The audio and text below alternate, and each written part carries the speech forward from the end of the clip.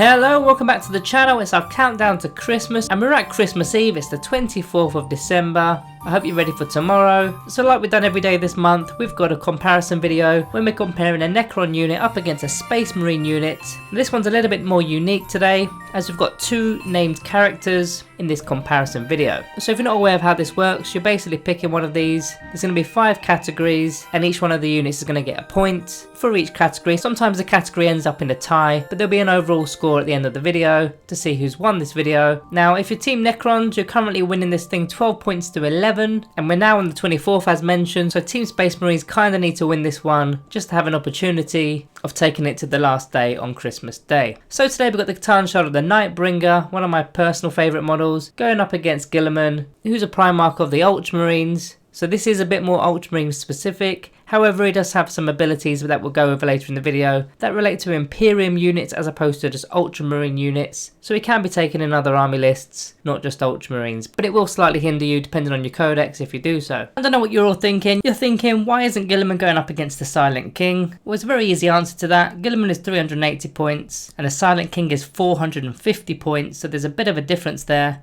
Whereas the Nightbringer comes in at 370 points, so it's only a 10 points difference to Gulliman, so that's why I've gone with the Nightbringer today. So it's also worth a little mention here that you have to take a Supreme Command detachment if you are taking Gulliman, as he's a Primarch. However, it's not going to cost you any command points because you basically get a refund because he will actually be your Warlord. So you get a refund if you're taking either of the main 3 detachments. So let's begin with the stat line. So as you can see here, the strength and toughness of the Nightbringer is a point better at strength and toughness 7 versus strength and toughness 6. But the armor save of Gulliman is a 2+ as opposed to the 4+. Now that is quite an important factor.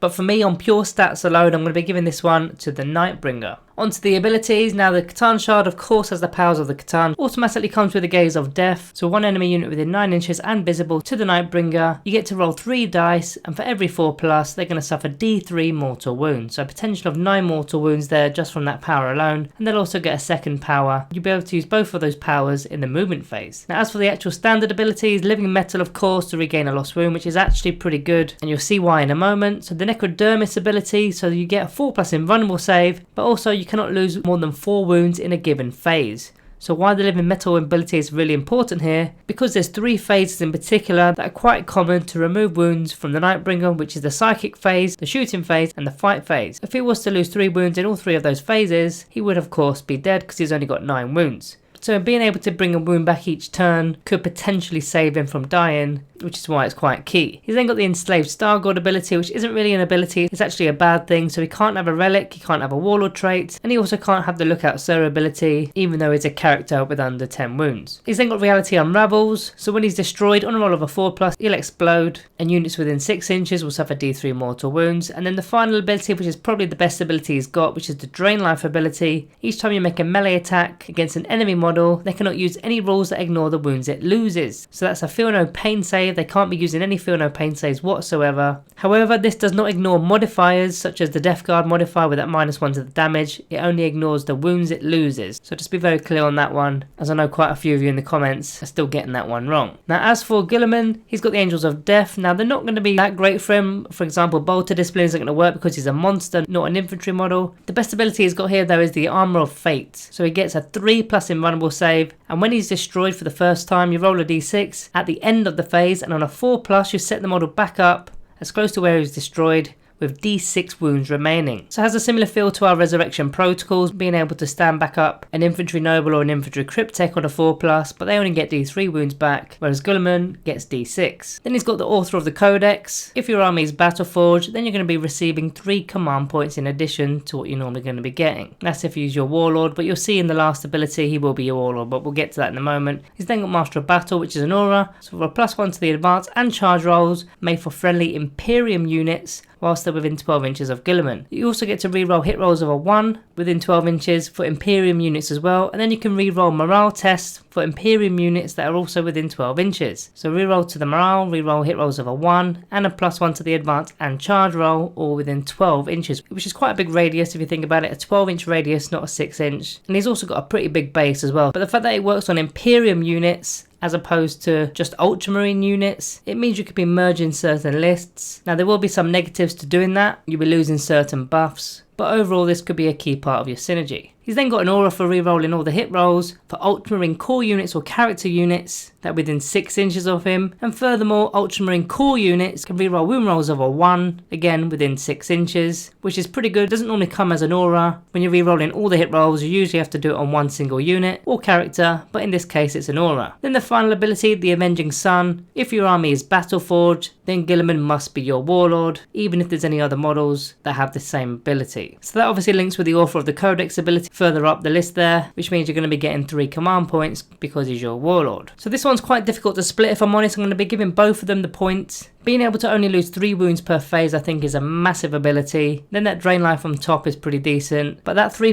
in-1 save and being able to pop up on a 4+ once per game, and then all those auras as well, I think this one's a tie. Then we get onto the damage output. We've got to go back to the powers of the Catan. We spoke about them in terms of how they're an ability, but in terms of actual damage, as mentioned, you get 3 dice, and on a 4+, units will be suffering D3 mortal wounds, and that's just one of the Catan powers. You get to do another one there. But as for his actual melee weapon, he's only got melee. You got the Scythe of the Nightbringer, which comes in 2 profiles, the Reaping Sweep, which is more of an anti-light infantry weapon, or the Entropic Blow, which is an anti-tank kind of weapon. Let's go through some stats and figures for the Reaping Sweep to begin. So if you're going against toughness 3, on average you're going to kill around 8 models, because you're making double the amount of attacks, -3 AP and only 1 damage. That's all you really need, because toughness 3 models don't really have a decent save, and they're normally just 1 wound. Now if you're going against toughness 4 with only 1 wound per model, on average you're going to kill between 5 and 6 of them with that same profile. Now if you're going against models that have got 2 wounds or just toughness 5 or more, then you're going to need to change the profile to the Entropic Blow profile. So if you're going against toughness 7 or less, you're averaging 4 times D6 wounds, because it is D6 damage each time. This is all before armor save of course. However, there is that -4 AP, and as you can see there, no in-1 save throws can be made, and of course no Fear No Pain saves can be made because of their drain life ability. So if they've got a 2+ armor, they'll have a 6+ armor at best. Then if you're going against toughness 8 or more,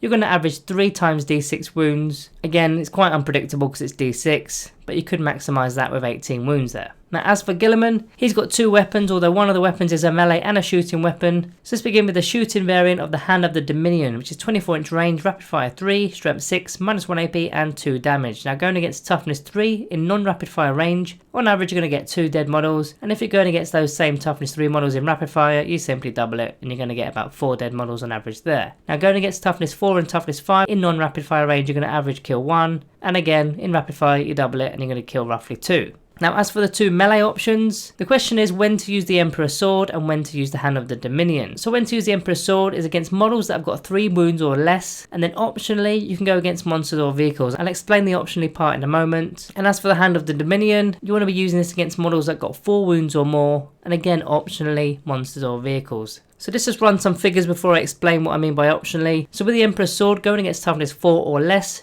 on average you'll kill 5 to 6 models. Going against toughness 5, 6 or 7, you're doing about 13.6 damage there. Then going against toughness 8, it's about 10.2 damage. And I've put a little asterisk there because you need to also add the mortal wounds, because for every 6 you roll to wound, you're going to inflict D3 mortal wounds there. So the figures will be slightly less than the Hand of the Dominion, but this of course is without any of the mortal wounds added on. Now with the Hand of the Dominion, going against toughness 6 or less, you're going to get around 5 dead models, or 18.9 damage, and then versus toughness 7 or more, it's around 15.1 damage. But there's no extra mortal wounds, it is what it is. So to be honest, going against toughness 7, they're pretty much identical, both wound on 3s. It's just a case whether you want to do more damage with the Hand of the Dominion, or you want to try your luck with the mortal wounds. Also kind of depends on the in-1 save as well. If there's a high in-1 save, then you're probably better going with the Emperor's Sword, because those mortal wounds go straight through the in-1 save. But damage wise, comparing the two, once you take into consideration any in-1 saves made against Gulliman, it's actually quite equal. The Nightbringer goes through those in-1 saves, but only wounds on a D6 roll, which is unpredictable. However, the Catan powers are pretty much going to take the point here, because they're in addition to what his actual scythe does. So I'm giving that point to the Nightbringer.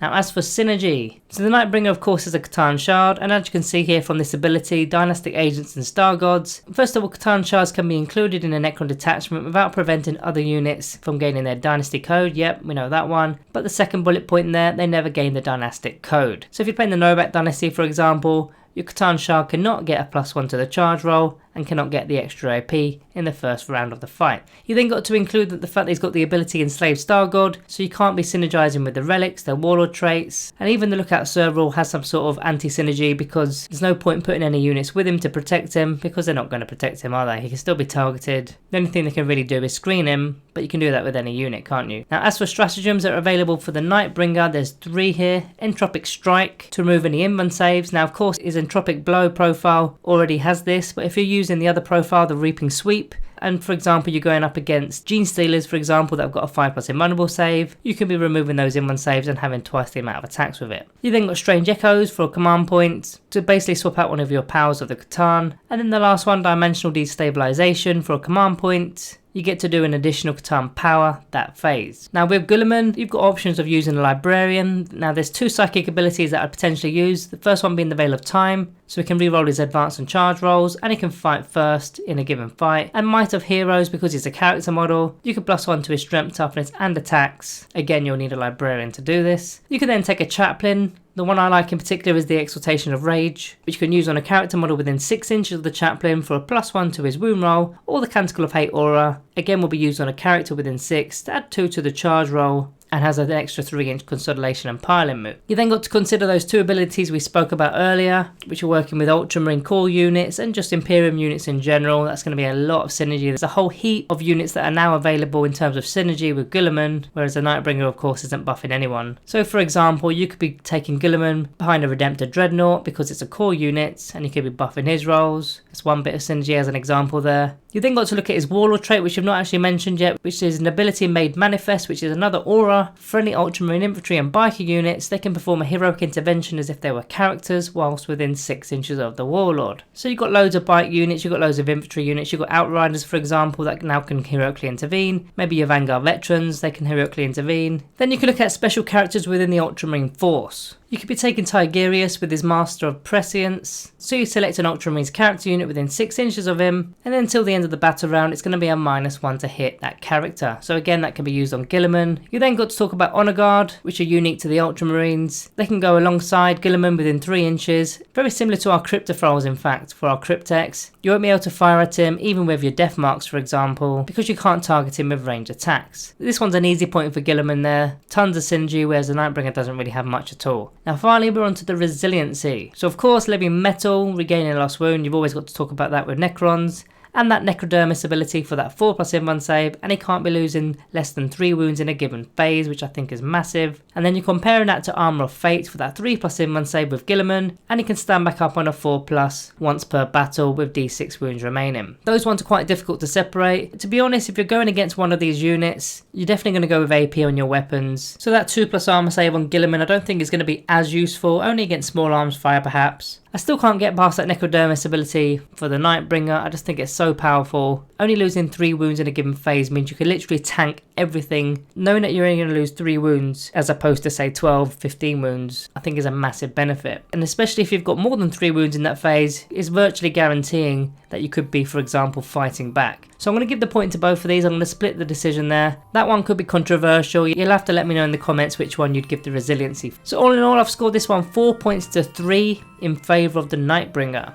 Very close battle, both of them dish out tons of damage, great abilities, and of course great resiliency as well. So guys, that puts Team Necrons on 13 points to Team Space Marines 11. Now with only a day left to go, Team Space Marines are not going to be able to win this event. However, maybe they can claw it back so that they're only a point away, all on Christmas Day. So guys, if you haven't already, like and subscribe. Let me know in the comments how you would have scored this video, and also if you've been keeping up a tally throughout all the videos, let me know your tally below. I know a few of you are doing so, and I mentioned it in the comments recently. These are just fun videos after all, they're not meant for a competitive nature, and I am just one opinion at the end of the day. So I would love to hear all your opinions, because everybody plays the game differently. But other than that, all that's left to say guys is thank you all for watching, and I'll see you on Christmas Day.